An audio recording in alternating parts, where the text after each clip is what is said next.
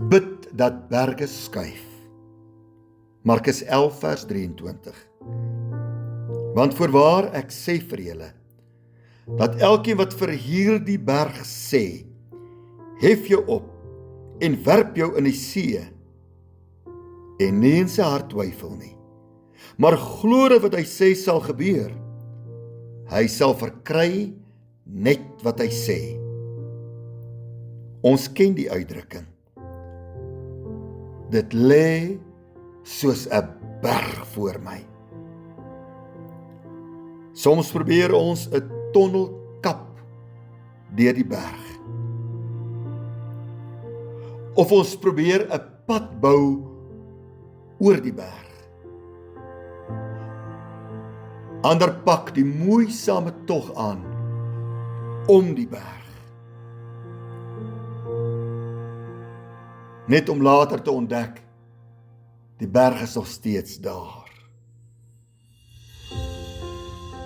Berge kan skuif, sonder jou menslike pogings. Gebed kan berge skuif. En net die volgende vers sê die Here Jesus, daarom sê ek vir julle, alles wat julle in die gebed vra, glo dat julle dit sal ontvang en julle sal dit verkry. Is daar 'n berg in jou lewe? 2 dinge is nodig. Nommer 1, praat met die berg. Sê wat jy verlang daardie berg moet doen. Hy moet skuif. Sê vir hom, berg, jy skuif uit my lewe uit. Nommer 1, jy praat met die berg. En nommer 2, die tweede ding wat nodig is om te doen, is jy praat met God. Jy bid. En jy vra die Here dat sy krag sal neerdaal. Jy vra God dat die hemel sal oopgaan oor hierdie berg.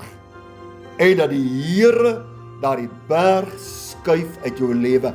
2 dinge. Nommer 1, praat met die berg. En nommer 2, praat met God. Bid en glo dat die Here daardie berge skuif uit jou lewe. Moenie fokus op die grootte van die berg nie. Fokus op die grootte God, wat mag het oor alles en ook oor jou berge. Kom ons bid nou. Hemelse Vader, ek dra vandag elkeen aan U op, wat worstel met 'n berg in sy lewe.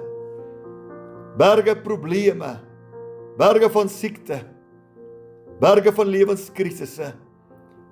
Ons neem autoriteit in die naam van Jesus Christus.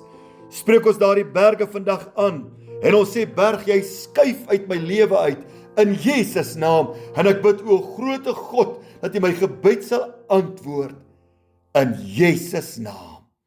Berge skuif. Amen.